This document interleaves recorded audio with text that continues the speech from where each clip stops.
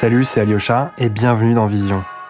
Le photographe, c'est quelqu'un qui doit faire l'aller-retour permanent entre le passé, l'avenir et le présent. Et au fond, c'est presque comme une histoire d'amour qu'on vit chaque fois.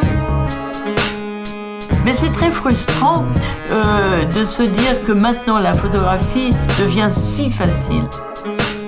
Et vous savez, aujourd'hui, tout le monde est photographe.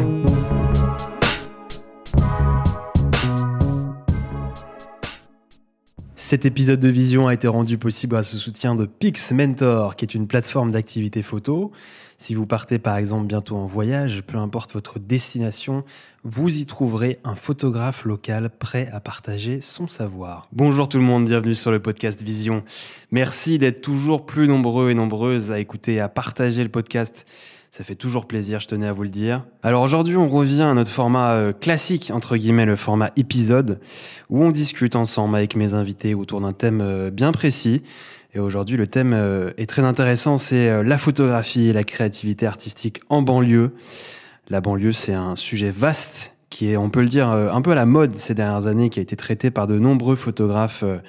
Je pense par exemple à Laurent Cronenthal, photographe d'architecture principalement, qui a eu beaucoup de succès ces dernières années. Arnaud Bach, un Espagnol qui a travaillé sur la banlieue en France, notamment à Marseille principalement, ou même à Mohamed Bourouissa, qui a été exposé aux rencontres d'Arles l'été dernier. Et puis il y a aussi de jeunes photographes qui sont en train de monter actuellement et qui viennent de banlieue justement. Et je voudrais vous présenter mes trois invités qui sont avec moi aujourd'hui. Nancy Moussissa, bonjour Nancy. Bonjour. Marvin, appelé aussi Monsieur Bonheur sur les réseaux. Bonjour Marvin. Salut. Et puis Moïse Luzolo, jeune photographe et vidéaste. Salut Moïse. Salut Alyosha. Je vais vous laisser vous présenter juste après, juste pour contextualiser un peu. Donc Marvin et Moïse, vous venez du 9-3, tous les deux, c'est bien ça ? C'est ça. De la cité des 3000 d'Aulnay-sous-Bois précisément. Et toi Nancy, de Vitry-sur-Seine dans le 9-4. C'est ça. Vous avez des manières vraiment différentes de traiter la photographie.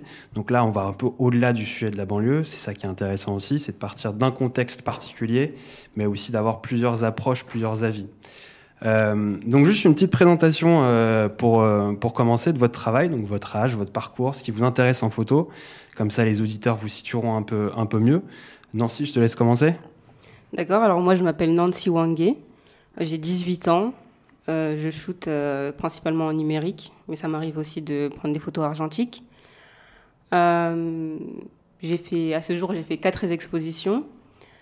Et ce qui m'intéresse dans la photographie, c'est documenter la socialisation et les entrées dans les différentes sphères sociales et culturelles. Mmh. Moïse et Marvin. Bonjour à tous, moi je me présente, je m'appelle Moïse Luzolo, j'ai 22 ans et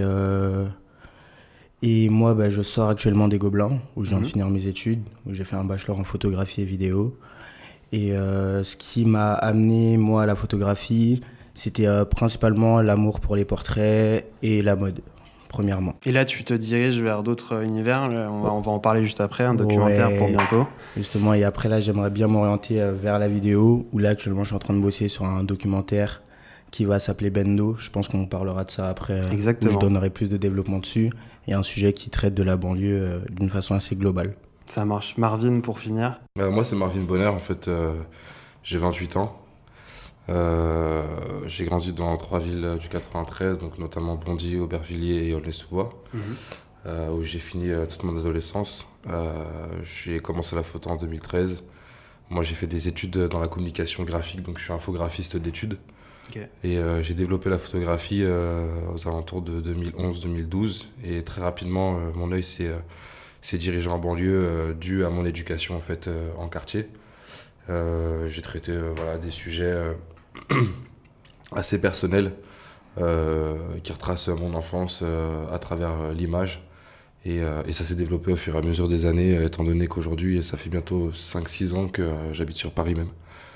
Donc voilà, je suis un enfant du 93 qui vit aujourd'hui sur Paris.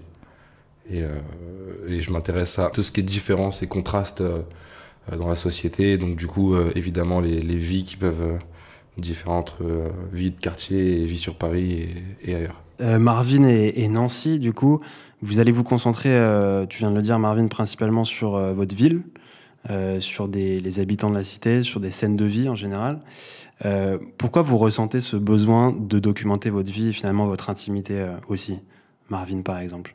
Moi, je dirais que c'est né en fait plus socialement en fait au-delà de l'artistique, ça a été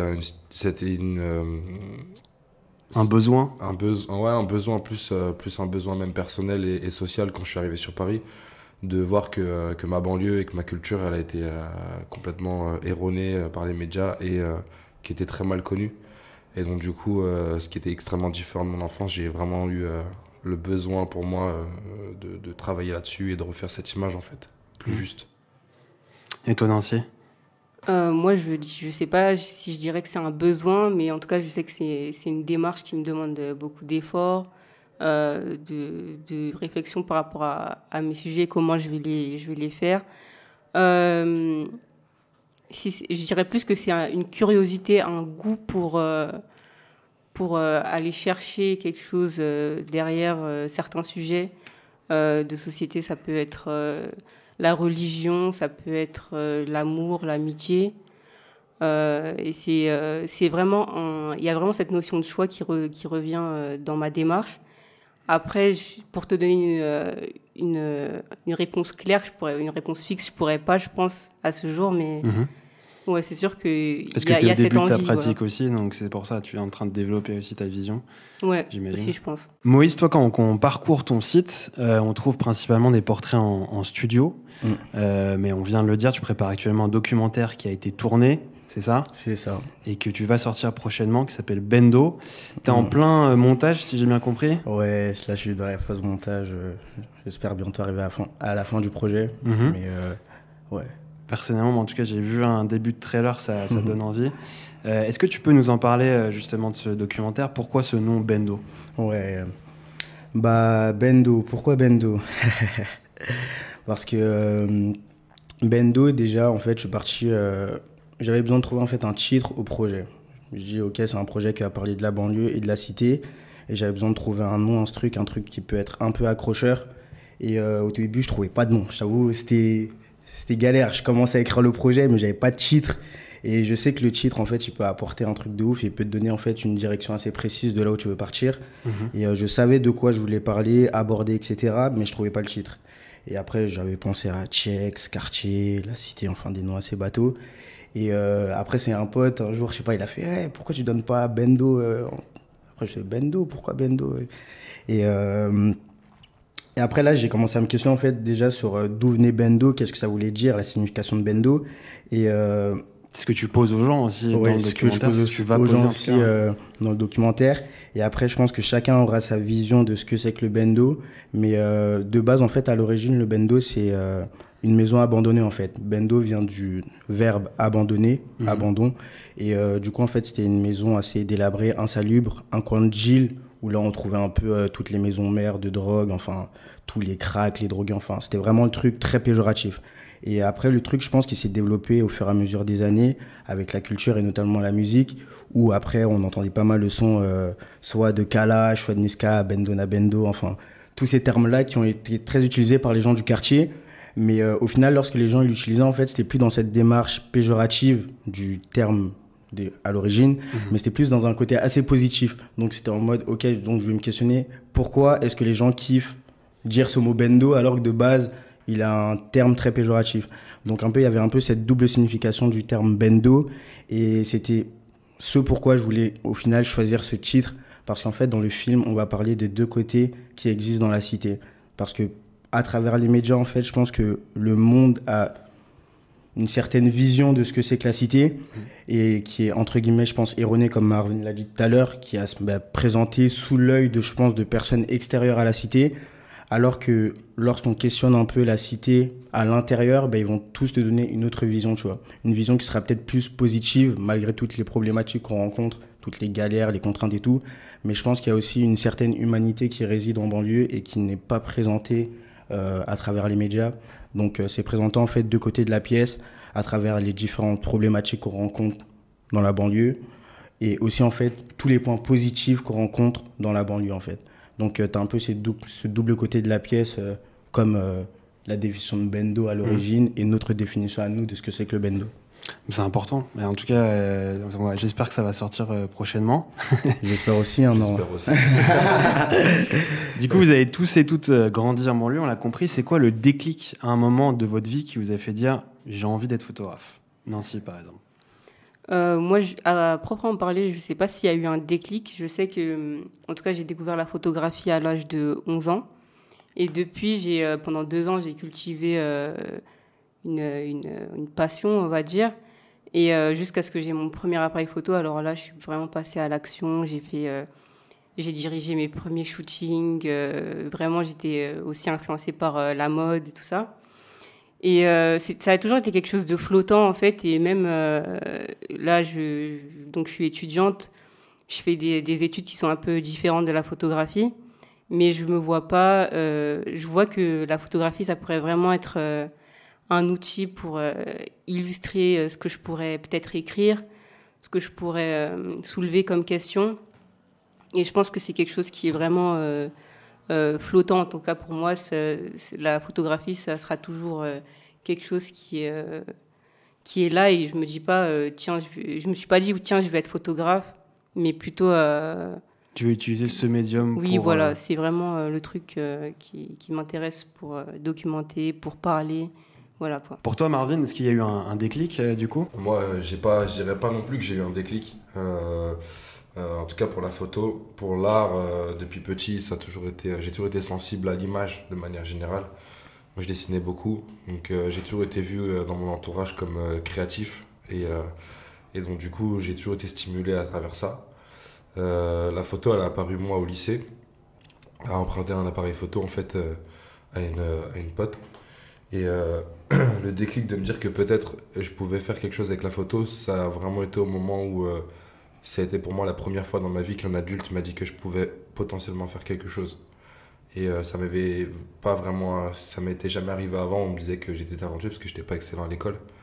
Et donc du coup j'avais ce message de tête banlieue et tout le reste, et que ça va être chaud pour toi. Et que là pour une fois on me disait en fait ça c'est, ouais, t'as un truc, t'as un talent, c'est... Et vers quel âge voilà. ça que là, c'est moi ça m'est arrivé, en fait c'était en 2011. En 2011 j'avais quel âge, je me rappelle même pas. Ça fait quoi, 8 ans? J'avais déjà 20 ans. Non, je suis un ouf. 2010, ouais c'est ça, ouais, si j'avais 19-20 ans. 19-20 ans, donc c'était assez tard en fait au final. Moi j'ai fait de la danse, j'ai fait du dessin pendant longtemps. Donc c'était vraiment nouveau pour moi la photo. Et bizarrement j'ai vraiment cru à ces mots et c'est là où je me suis dit tiens en fait là on croit en moi et il y a peut-être un truc ça veut dire. Et je me suis lancé à faire des petits shoots par-ci par-là et ça a commencé sans prétention au début, c'était juste pour le kiff quoi. Et Moïse, tu disais que tu étais inspiré aussi par la mode au début. Ouais. Est-ce qu'il y a des photographes ou en tout cas des artistes qui vous ont inspiré, qui t'ont inspiré, toi en tout cas Moïse? Ouais, moi il y en a plusieurs, mais plus particulièrement ceux qui m'ont inspiré, il y a Ronan Mackenzie, il y a aussi il y a Tyler Mitchell aussi, mais lui qui m'a inspiré beaucoup plus tardivement. Et ouais, ça a été mes 2 premiers, je pense. Les 2 premiers, enfin Ronan Mackenzie principalement, et aussi Nadine Ijewere. Je t'avoue, elle surkiffe, je pense. Ouais, Ronan Mackenzie et Nadine Ijewere, ça a été les 2 premiers qui m'ont inspiré en termes de photos de mode, tu vois. Nancy, toi, j'avais vu sur un article, je sais plus si c'était Heidi ou un autre article, qu'il y avait eu plusieurs photographes qui t'avaient inspiré au début aussi, ouais. Ouais, par rapport à la photographie documentaire, moi, le photographe qui m'a le plus inspiré, je pense qu'au début, c'était Jamel Shabazz. C'est un livre que j'avais demandé à ma grande sœur et à Noël, elle me l'a acheté. Et du coup, je me suis plongée dedans et je l'ai relu, je l'ai lu, je l'ai relu, voilà. Et sinon, après, il y avait aussi André Wagner. Et aussi... ouais, je pense que c'est les 2 principaux qui m'ont... André Wagner, c'est un photographe de New York, c'est ça? Ouais, c'est ça, voilà. Photographe de rue de New York. Ouais, c'est ça. Blanc Street aussi, photo, ouais. Et je sais maintenant que beaucoup de photographes venant de banlieue, ou en tout cas qui photographient la banlieue, prennent des photos à l'argentique. Je pense aussi à des personnes comme Bishop Nast ou Dadoum, par exemple. Il y a toute une esthétique autour de ça. Marvin, pourquoi toi tu as choisi précisément l'argentique pour ton travail? Je sais que c'est une question qu'on te pose souvent, mais je trouve ça intéressant aussi de parler de technique photographique dans ce cadre-là. Alors je vais te décevoir un petit peu parce que Mon choix pour l'argentique n'a pas été technique à la base, du moins pas pour l'image elle-même, mais plus pour le déplacement. En fait, moi à l'époque j'avais un petit réflexe, enfin petit justement, qui n'était pas si petit que ça, qui avait un certain poids, une certaine taille. Et quand j'ai commencé à avoir ce projet de shooter en quartier, je connaissais la problématique de l'image. En quartier, on a un vrai rapport à l'image qui est assez complexe. Et je savais très bien qu'un boîtier numérique volumineux allait gêner. Donc du coup, à moindre budget, parce qu'à l'époque, j'avais pas aussi la thune, donc c'était compliqué. Je me suis vite posé la question de qu'est-ce que je pouvais présenter face à un sujet en quartier, en me mettant à sa place, parce que moi-même, en ayant grandi là, j'essaie de me trouver en face aussi de l'objectif. Et je me suis dit que le compact, c'est quelque chose d'assez commun et pas très impressionnant. Et aussi l'argentique, quelque part, ça m'a attiré parce que en fait, ma mère, elle avait toujours des vieux albums et que je trouvais que les photos qu'on gardait le plus, c'était ces photos-là.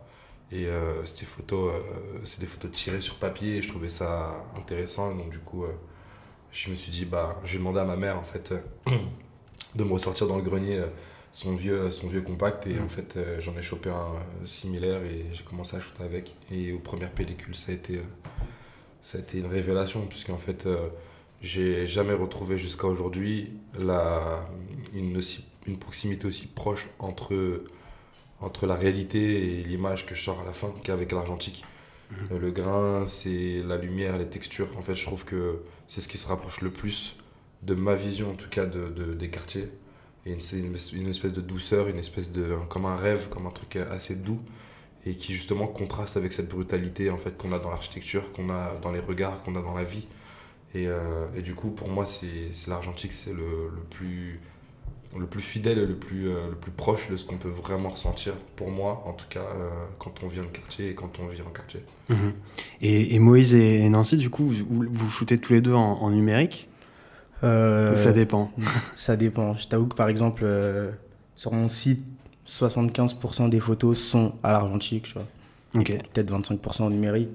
Donc ça dépend. Je t'avoue que ça dépend. C'est par rapport au projet vraiment que tu cibles le médium. Ouais. Au tout début, je t'avoue que j'étais très numérique, tu vois. Très numérique quand j'ai commencé la photo, parce que j'avais que ça et tout. Et après, c'est un jour, quand j'ai un peu mieux appris ce que c'était que l'argentique, parce qu'en vrai, j'avais jamais pratiqué de photo, je pense jusqu'à... j'ai commencé la photo, je pense j'avais quel âge, peut-être 16, 17, enfin, j'ai commencé assez tardivement en gros. Et, mais en commençant, j'avais pas connu l'argentique, enfin j'ai connu le numérique, un truc classique, petit boîtier comme Marvin disait. Et après c'est juste un jour un pote qui faisait de l'argentique à l'atelier de Sèvres, il me dit Moïse, tu devrais essayer de shoot à l'argentique, je pense que tu vas kiffer, non. Après moi j'étais en mode non mais vas-y, l'argentique ça prend du temps, bizarre, je préfère le numérique, c'est vite fait, je shoot, j'ai ma photo, je suis content, tu vois. Et après, je t'avoue qu'il m'a prêté son boîtier. Je t'avoue que j'ai kiffé un peu au début. Et après, à force de faire, ça a été vraiment en fait un vrai kiff. Et donc après, je m'amuse à matcher entre les deux en fait. Le vrai kiff, c'est aussi pouvoir développer ces photos, les voir en papier aussi. C'est ça, tu vois. C'est vraiment le développement. Le fait aussi en fait de pas être focus sur ce que tu as pris. Parce que tu vois, l'argentique, une fois que tu shootes, en fait, tu vois pas ce que tu as shoot. Tu vois. Et donc, tu n'as pas spécialement ce stress, cette envie de re-shoot la même chose parce que tu penses que tu as raté, enfin, tu visionnes. Enfin, justement, tu as cet espace libre, en fait, de pas de stress. Tu as shoot, c'est fini, tu vois.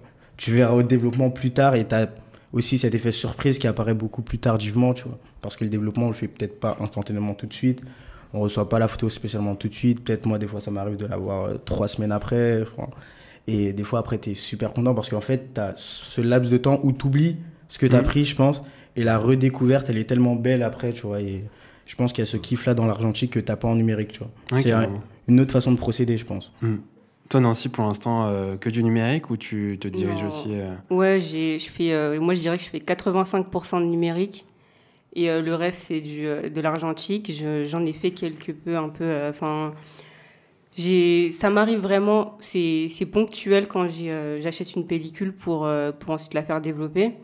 Et justement, comme disaient Marvin et Moïse, en fait, quand tu shootes en argentique, quand tu développes toi-même ta pellicule, ça nous apprend vraiment quelque chose sur la patience, sur la technique, sur ta relation en fait avec la photo elle-même. Et je pense que c'est ça qui est vraiment beau dans l'argentique. C'est vrai qu'en numérique, on perd un peu ça. Mais c'est vrai qu'il y a ce côté pratique, genre t'as ta photo, voilà, t'es content. Mais ouais, l'argentique, c'est vraiment quelque chose qui nous apprend vraiment quelque chose qui nous fait grandir, je pense. Et tout à l'heure, Marvin, tu t'as soulevé un point important, le rapport à l'image dans les banlieues. Quand je pense, moi, par exemple, à un photographe comme Arnaud Bache, qui est espagnol, je vous en ai parlé au début, qui est arrivé en France en étant fasciné par les banlieues. Je me mets à sa place. Quand on va en banlieue et qu'on a envie de photographier un sujet particulier, est-ce qu'il y a des codes à respecter? Est-ce qu'on peut tout photographier? Comment ça se passe là-dessus? Moi, je dirais que, en fait, c'est pas moins intéressant, mais c'est pas forcément mal, parce que s'il y a de la bienveillance dans la démarche, il n'y a aucun problème. Faut pas non plus imaginer qu'on arrive en quartier, on se fait tirer dessus parce qu'on n'est pas de là. Donc non, je pense qu'il y a aussi du bon et ça peut être intéressant d'avoir aussi un regard extérieur, c'est sûr.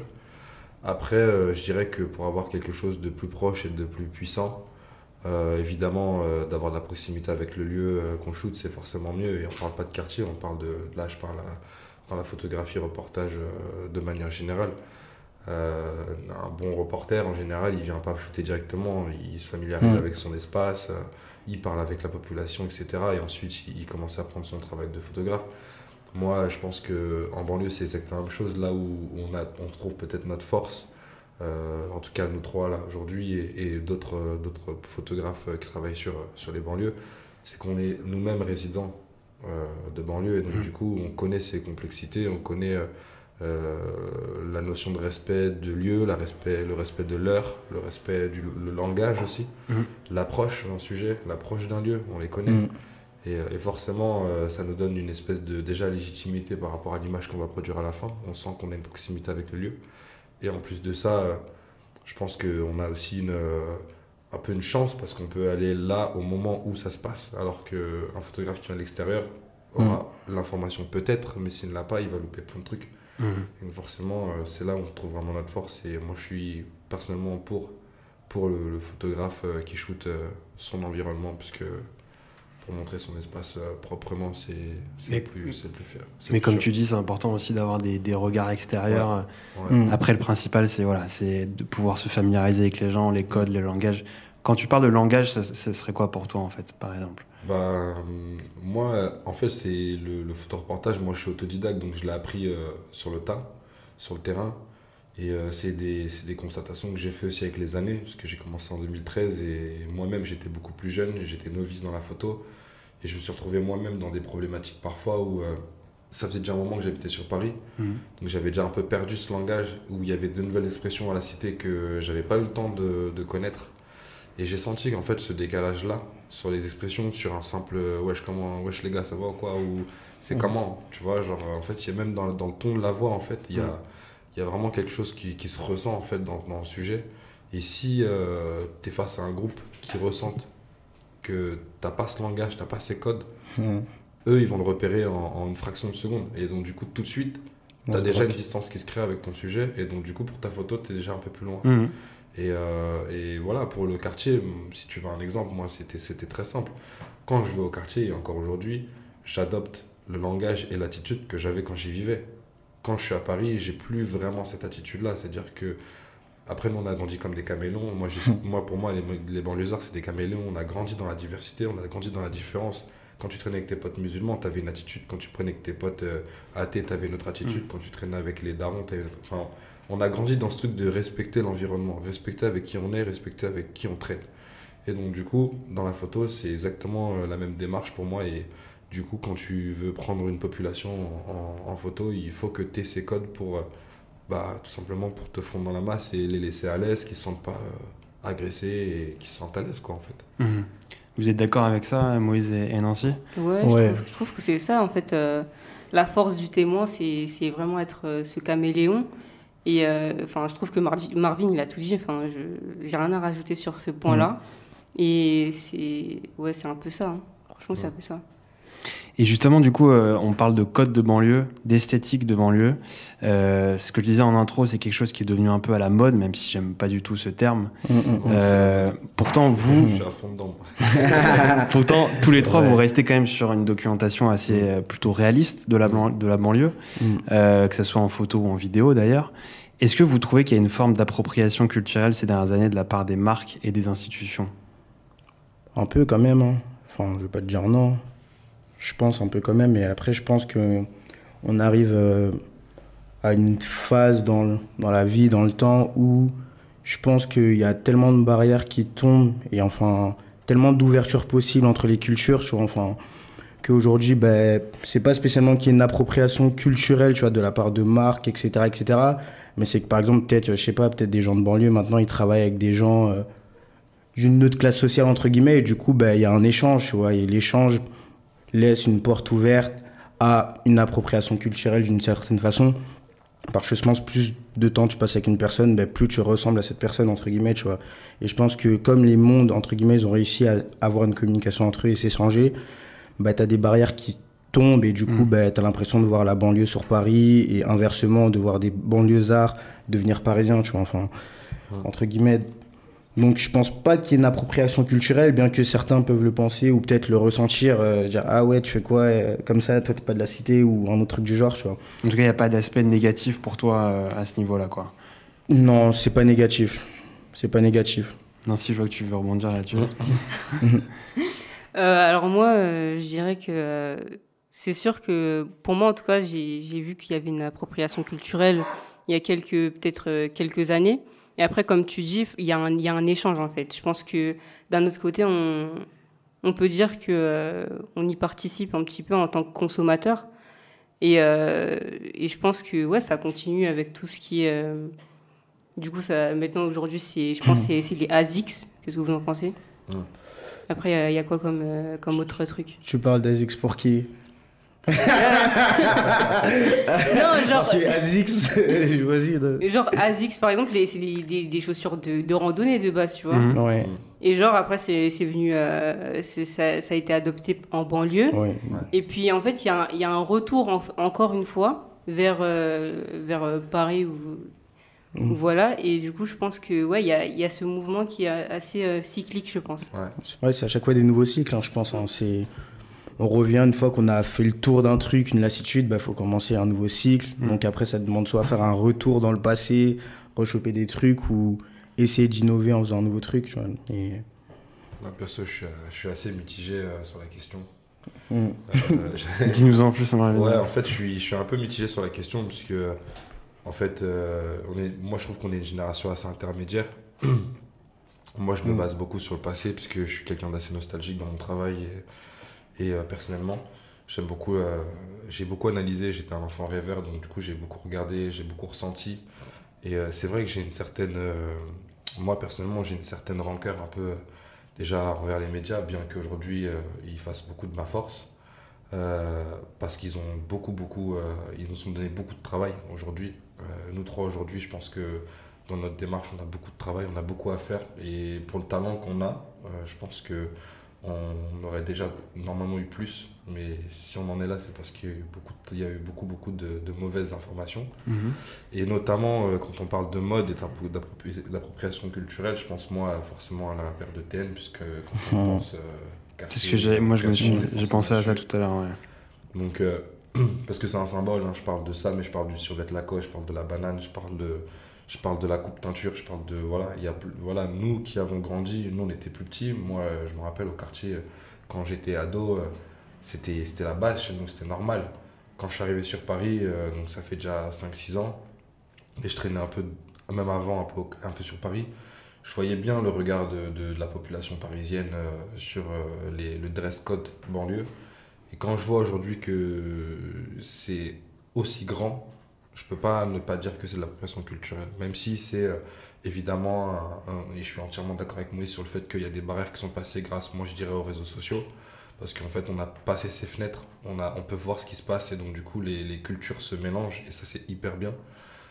Mais malgré ça, je peux pas nier le fait qu'il y a quand même une espèce de fantasme sur le quartier, parce que moi qui vis dans le 17e, moi personnellement je peux et j'assume le fait de dire qu'il y a une appropriation culturelle et il y a un vrai fantasme sur la cité, parce que quand je vois des jeunes de 17, de milieux assez aisés, parler la rue, s'habiller la rue et après rentrer dans des cadres beaucoup plus sécurisés, beaucoup plus calmes, je peux pas me dire que, en fait, porter une tenue de la rue et avoir une attitude, c'est pas juste un style. En fait, ce que je veux dire, c'est que la paire de TN aujourd'hui, ok, ça est pour tout le monde et ça c'est génial parce que moi-même je kiffe les TN, avant j'aimais pas.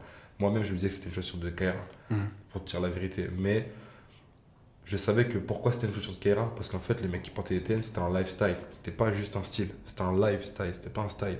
Aujourd'hui c'est un style, tu vois, les gens ils la portent parce que c'est beau ou parce que ça renvoie une image, mais en fait les mecs qui le portent à l'époque, c'est des mecs qui avaient vraiment une vie.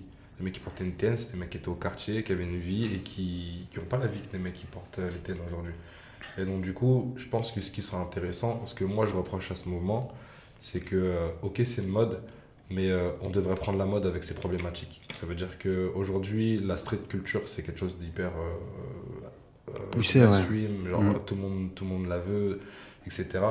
Mais je trouve que les problématiques de quartier, pour les vraies problématiques de quartier, elles ne sont pas forcément encore mises en avant. Et il n'y a pas assez, comparé à ce qu'on voit dans la mode, il n'y a pas assez de mecs de quartier qui ont vécu des injustices, qui sont sur des plateaux télé. Il n'y a pas assez de mecs de quartier qui ont un vrai poste et des vrais postes dans la société. Et donc, du coup, il y a encore ce décalage. À partir du moment où il y a ce décalage, pour moi, c'est qu'il y a une appropriation culturelle. C'est aussi simple que ça. Et pour que justement ça se développe là-dessus dans un sens positif, comment tu vois les choses? Je pense que c'est ce qu'on nous on fait indirectement dans notre travail. C'est-à-dire que moi, par exemple, je me positionne dans mon travail. Moi, je travaille dans la mode, donc je peux pas. Je te dis ça et en même temps, je travaille avec Nike, tu vois. Mais ça m'empêche pas, quand je bosse avec Nike, que quand ils me proposent des mannequins, moi, je leur propose des mecs de mon quartier. Quand ils proposent des lieux, moi je les propose dans mon quartier, mais quand c'est dans mon quartier, je refuse des mannequins étrangers. Je veux que ce soit des mecs de chez moi, pour chez moi. Et donc du coup, à travers ça, on reconnecte sincèrement et on reconnecte justement en fait la banlieue et la mode. C'est-à-dire qu'on fait quelque chose de banlieue, mais qui parle aussi de la banlieue. Pas on vient en banlieue, on met des mecs qui en viennent pas, et enfin on met un produit qui va plaire à tout le monde. Non, on vient et on montre ce qui se passe vraiment en banlieue aussi, en même temps. Et c'est là où vraiment je pense que on a notre enjeu et on a notre devoir aussi de toute cette vague d'artistes, et pas que photographes, mais cette vague d'artistes et d'écrivains, etc., de banlieue, de faire un peu notre... pour moi, c'est un peu comme une guerre. En fait, pour moi, on se venge un peu des années de nos grands frères, des années de nos parents, et on a un vrai une belle intervalle et on doit la saisir pour reconnecter justement en fait la banlieue et le reste du monde. Vous êtes d'accord avec ça, Moïse, par exemple, toi qui viens un peu du milieu de la mode aussi en photo? Ouais, non, je t'avoue que je suis assez d'accord, tu vois. Assez d'accord. Et pareil, quand tu shootes avec des modèles, toi, est-ce que tu as un... C'est une autre approche en fait. Je pense que moi, quand je fais mes photos de mode, entre guillemets, c'est vraiment une autre approche. Tu vois. Par exemple, mes castes, ils se basent sur vraiment des profils que je vois sur Insta, tu vois. C'est des gens que je connais même pas de base. C'est juste, j'ai vu leur tête, je leur envoie un DM, ils sont chauds, BNF, on fait le truc ensemble, tu vois. Donc, mais je suis complètement d'accord. Pour, si je peux dire, élever la banlieue, c'est à travers le regard de différentes personnalités, des artistes, des écrivains, des réalisateurs. Enfin, ces personnes-là, en fait, qui peuvent donner la possibilité de mettre en avant la banlieue, parce que je pense que ça va pas être les autres qui vont le faire pour nous. Les autres, si on ne fait rien, entre guillemets, il y aura à un moment, je pense, une appropriation culturelle, et du coup, en fait, on n'aura pas la maîtrise de ce qu'on est, tu vois. Enfin, c'est les gens qui vont décider de ce qu'on doit être, entre guillemets. Alors que si toutes les personnes de la banlieue qui ont le pouvoir de partager des messages à travers n'importe quel médium, si on le fait tous, et je dirais même quand on le fera tous, plutôt que si, parce que si c'est une hypothèse, mais quand on dit quand, c'est vraiment qu'une question de temps. Et avec le temps, je pense qu'il y a pas mal de personnes de banlieue qui vont émerger et qui vont pousser en fait la banlieue par différents moyens, soit faire des shoots complètement purement banlieue, alors que c'est un truc, je sais pas, pour Chanel, tu vois. T'imagines, tu fais une campagne Chanel à la cité avec des gens de la cité. Crois-moi, le jour où on fait ça, crois-moi que ça change tout, tu vois. Enfin, c'est vraiment qu'on est passé à un autre cap, et là, on pourra vraiment peut-être dire, par exemple, que là, la banlieue, elle est passée à un autre stade, tu vois. Et ça peut pas arriver dans un futur proche, ça, vous pensez? Question de temps. Mais là, futur proche, C'est relatif. Depuis combien de temps on attend ça? Ouais, si c'est dans 5 ans, c'est loin, mais en même temps, depuis le nombre de temps que nos générations avant, elles ont attendu ça, c'est proche. Ouais, je suis entièrement d'accord avec moi sur le fait que, pour moi, c'est une question de temps. Hein. C'est une question de temps que les nouvelles générations aussi. Je pense qu'on inspire beaucoup. Je vois Nancy qui est plus jeune déjà, franchement, elle me fascine, tu vois. Merci, je suis flattée. Elle me fascine de ouf parce que je vois son âge et je me dis genre, en fait, moi j'ai 28 ans, je me trouve déjà jeune, mais je vois des... Moïse en vrai, Moïse, on a grandi ensemble. Il est plus jeune que moi, je le voyais, à la cité, il était sur son petit vélo. J'aurais pas pensé qu'aujourd'hui il serait aussi investi et aussi pro dans ce qu'il fait, aussi talentueux. Parce qu'il est jeune et on voit des talents de plus en plus jeunes en banlieue et ça fait plaisir parce qu'on se dit dans la jeunesse en banlieue comme on a peu de moyens puisqu'on est jeune, ben, on peut rien faire et en fait là ils sont en train de contrer le truc et déjà à mon niveau j'espère que je casse un peu les barrières mais pour moi ils cassent encore plus les barrières que moi puisque ça veut dire que au-delà d'être de banlieue, de leur jeune âge, ils arrivent déjà à faire des trucs incroyables. Et ça veut dire que pour toute une génération, ils sont un exemple et une source de motivation. Ils sont la preuve qu'on peut faire quelque chose. Et c'est pour ça qu'on peut parler de temps, parce que plus il y aura des jeunes, de plus en plus jeunes qui arrivent, plus on se comprendra que c'est possible. Et pour moi, le pire ennemi de la banlieue, c'est l'espoir. Et pour moi, là, on l'a sous les yeux, c'est ça l'espoir, c'est qu'on peut le faire en fait. Et vraiment, c'est important. Nancy, toi, t'es d'accord avec ça du coup? Je suis totalement d'accord. Toi qui viens d'un milieu un peu plus dans la photo documentaire street, mais t'as grandi à Vitry-sur-Seine, tu fais tes études à Paris, tu vois la différence entre... Je suis né à Sevran. Hein. Et t'es né à Sevran. Ouais. Ça, c'était sûr. Talent là-bas. Tellement. Bon, en tout cas, la banlieue, c'est un sujet qui a été traité depuis longtemps. J'ai vu une exposition à Arles, aux Rencontres d'Arles cet été, sur la zone, qui était en fait l'ancienne périphérie de Paris, entre le 19e et le 20e siècle, qui a été beaucoup photographiée à l'époque par des photographes comme Eugène Atget ou Germaine Krull. Je pense aussi à Robert Doisneau, qui est un grand photographe qui avait documenté les mutations urbaines de la banlieue parisienne dans les années 80. En tant que jeune photographe, justement, comment voyez-vous le futur de la banlieue en termes de mutations culturelles et urbaines, mais de paysages aussi principalement? De façon urbaine. Compliqué pour moi, Isla. Bah non, c'est pas compliqué, on le voit maintenant, tu vois. Ouais. De façon urbaine, ça va plus être ce qui c'était il y a 10 ans. Ouais, il y a des nouveaux types de bâtiments aussi. Au niveau de l'architecture, c'est plus épuré, si on peut dire ça. Et après, moi, je n'aime pas forcément ça, mais parce que j'ai l'impression que ça va peut-être un peu perdre de son âme, en fait. Et du coup, c'est l'architecture, je pense que c'est ce qui fait un petit peu l'identité d'un lieu. Et quand on va, par exemple, à côté de chez moi, vers Choisy, et que je vois à côté de vieilles maisons, genre des années 50, et là, les nouveaux bâtiments qui sont en train d'être construits, je pense qu'il y a un réel décalage et ça dénote vraiment, en fait. Il y a un réel contraste, en fait. J'ai vu cet exemple-là aussi. J'avais fait un projet à Nanterre, cité Pablo Picasso, et il voulait raser une des tours qui est quand même le symbole là-bas, les tours colorées de Nanterre, pour peut-être faire un projet de centre commercial, etc. Les habitants étaient furieux. Est-ce que vous ressentez ça ouais, aussi, non, de ouf. C'est les 3000. Tu vois, vas-y. Je pense que Moïse il pourra appuyer. Nous, on a l'exemple du Galion chez nous. On a notre centre commercial qui est la base centrale en fait de la cité des 3000. Nous, clairement, le Galion, c'est comme si tu disais qu'on rasait Châtelet, tu vois. Genre, c'est là où tout le monde se retrouve, c'est là où il y a tous les commerces, etc. Je laisserai Moïse, je pense, en parler puisqu'il l'a vécu aussi bien que moi. Moi, ce que je voulais dire, c'est justement, on en vient à ce qu'on disait tout à l'heure par rapport à l'appropriation. Tu vois, pour moi, le fait qu'ils démolissent autant, ça prouve aussi encore une fois qu'on ne considère pas assez les gens en banlieue, tu vois. Parce que pour moi, on ne se permettrait jamais de casser l'architecture de Paris, comme ça, sans consulter la population. Après, oui, il y a eu, c'était assez délabré, c'était assez, avec le temps, ça n'avait pas été rénové, ça c'est sûr et certain. Mais plutôt que rénover, redonner un peu de vie, un peu de goût, on a vraiment déformé en fait, l'image architecturale de la banlieue, de certains quartiers.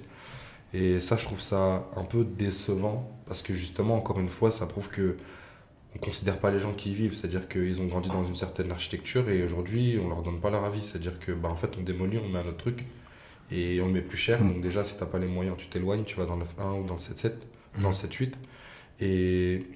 Et en plus de ça, pour ceux qui y vivent toujours, qui ont la chance d'y vivre toujours, bah, ils ont un paysage qui est complètement déformé et on retrouve plus nos repères. Moi, personnellement, j'ai commencé ma série photo aussi pour ça. J'habitais déjà plus en banlieue. Quand je revenais, je voyais des tours tomber et je disais, mais il se passe quoi? Ah, mais en fait, on casse ces tours. Ah, mais pourquoi ils ont pas mis juste un coup de peinture ou juste remis un ascenseur plus moderne qui ne tombe pas en panne tous les 3 jours? Pourquoi ils ont pas mis un budget de rénovation totale, juste dans une fin de reconstruction, tout le budget qu'ils ont pour une reconstruction? Pourquoi ils l'ont pas mis dans de la rénovation propre? En plus, ce qui est intéressant, toi, dans ton travail, c'est que tu as fait une espèce de trilogie.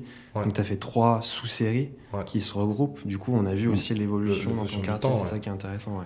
Carrément. Et j'ai commencé par l'architecture parce qu'au début, il n'y avait pas de portrait. Donc, c'était mes lieux de souvenirs. Donc, je suis heureux à cette époque d'avoir eu cet éveil pour faire ça parce que déjà, dans mes photos, il y a déjà... Sur l'architecture, je pense qu'il y a 20% de mes photos où c'est devenu des photos d'archives parce que les tours n'existent plus, les façades ne sont plus les mêmes. Et là, c'est là où moi je suis un peu déçu par rapport à ça parce que ouais, c'est sûr que c'est plus joli, en tout cas peut-être à l'intérieur et encore, parce que pour avoir parlé avec des résidents des nouveaux logements, souvent c'est bâclé. Et donc du coup les murs sont pas bien isolés, il y a des problématiques qu'on retrouve et dans le temps, pardon, je sais pas combien de temps ça va être, je sais pas combien de temps ça va tenir parce qu'au final ils rénovent vite, mais est-ce qu'ils rénovent bien? Enfin ils reconstruisent vite et est-ce qu'ils reconstruisent bien? Mais ouais, moi c'est vraiment ça qui me dérange, c'est vraiment ça qui me gêne, c'est ce non-respect en fait de pas consulter la population avant de démolir et de faire quelque chose de totalement différent. Ouais, bah du coup, bah, comme Nancy elle disait, bah, les bâtiments, les immeubles, c'est un peu l'identité de la banlieue, tu vois. Et après, moi, ce que je me demande, c'est est-ce que dans 5, 10, 20 ans, bah, la cité, elle existera toujours? Je pense qu'elle n'existera plus, tu vois. On parlera de la cité, de la banlieue dans les livres d'histoire, mais elle n'existera plus, en fait. Parce que c'est un peu la grosse identité, tu vois. En général, la première image que tu vois de quelqu'un, ben, tu te fais un jugement par rapport à ça, tu vois. Dès que tu vois un gros bâtiment, tu dis, ok, c'est une banlieue, c'est une cité.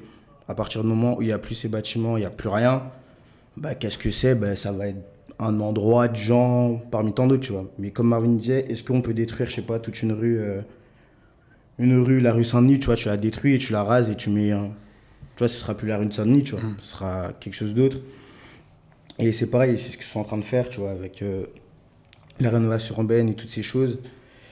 Et tu l'as vécu directement, ça, du coup? Ouais, comme Marvin disait, ben, nous, le Galion, tu vois, le Galion, c'était un peu notre base. En plus du Galion, il y avait aussi les 4 tours. Les 4 tours, c'était 4 grands immeubles de 12 étages, si je dis pas de bêtises, où il y avait plein de gens qui habitaient. C'était vraiment des grands buildings où tu avais énormément de gens qui vivaient et ça a été complètement détruit à la place de bâtiments vraiment minuscules, enfin super chers. Et ouais, on l'a vécu et c'est triste, tu vois. C'est triste parce que les gens, ils sont envoyés beaucoup plus loin. Les gens, ben, ils ont plus de moyens pour payer les nouveaux loyers en fonction des taxes, enfin, toutes ces histoires-là. Et c'est méga dommage parce que justement, ben, comme je disais tout à l'heure, en fait, on n'a plus de maîtrise sur ce qu'on veut être, mais c'est les gens, parce qu'en vrai, même l'État, la société, qui décident ce qu'on doit être. Et justement, encore une fois, sans nous poser notre avis. Donc, eux, ils veulent détruire la banlieue, ok, ils la détruisent, tu vois. Nous, nous, on subit juste, tu vois. Par exemple, même quand ils ont détruit, là, ils sont en train de le détruire, quand ils ont détruit les 4 tours, et là, ils sont en train de détruire le Galion. En vrai, tu demandes à, je pense, une grosse majorité des personnes, s'ils étaient au courant de la destruction de ces choses-là, personne n'était au courant, tu vois, les trucs qui se fait. T'apprends juste, un jour tu découvres, affiche démolition, tu vois, t'es en mode, qu'est-ce qui se passe? Bah ouais, ils vont détruire et c'est comme ça, tu vois. T'as même pas de mot à dire, c'est déjà acté, c'est déjà fait, enfin. Donc, tu penses que le documenter justement en photo, en vidéo, c'est important aussi, actuellement là? Ouais, non, énormément. Parce que comme j'ai dit, dans 10 ans, ces bâtiments-là, t'en auras plus. Je pense que t'en auras plus. T'auras des petites résidences assez chic, classe. Après, ça va pas changer. C'est ce qui se passe en ce moment dans la banlieue vraiment proche de Paris, Pantin, tous les Bagnolet, etc. Proche.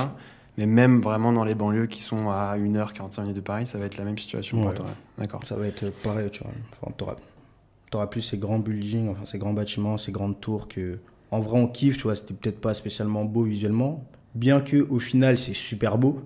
Justement, en fait, c'est là tout le charme du truc, c'est que un truc tellement brut et tout, mais en vrai, ça a tout un charme, tu vois. Et justement, on va le perdre on va le perdre au cours des années et on n'aura que des mini-résidences, ouais, c'est dommage. Ouais, c'est ça en tout cas. Comme je disais, Robert Doisneau qui a documenté ça dans les années 80, c'est important aussi pour la jeune génération que vous êtes de documenter ça aussi maintenant. Nancy, toi, tu vas plutôt te diriger vers les humains, les expressions, les scènes de vie, ou est-ce que tu as aussi documenté ça en termes d'archi plutôt? Alors moi, j'ai déjà fait des paysages, même si j'avoue que j'en ai fait trois, je pense, que j'ai vraiment aimé.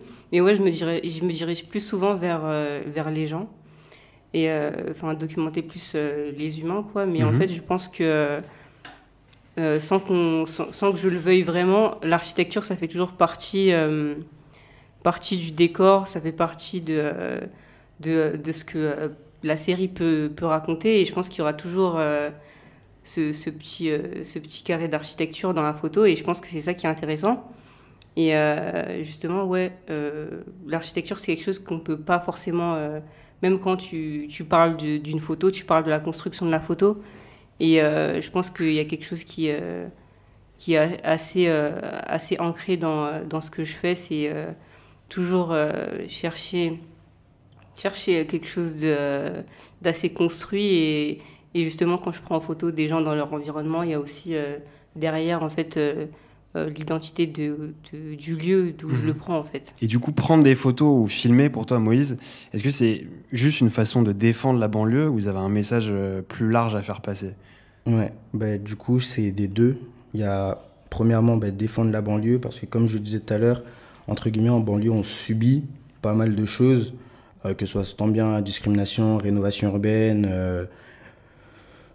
enfin plein de thématiques et problématiques qu'on rencontre en banlieue, ces choses-là, on les subit, donc on est plus ou moins attaqué, et quand tu es attaqué, entre guillemets, tu te défends. Donc utiliser les médiums de la photo, de la vidéo, de l'écriture, enfin d'autres choses qui vont venir, peut-être, je sais pas, des dessins animés, enfin, autour de la banlieue, c'est un moyen de défendre la banlieue parce que lorsqu'elle va disparaître, on n'aura plus rien, entre guillemets, pour montrer ce que c'est ou ce que c'était, tu vois. Donc...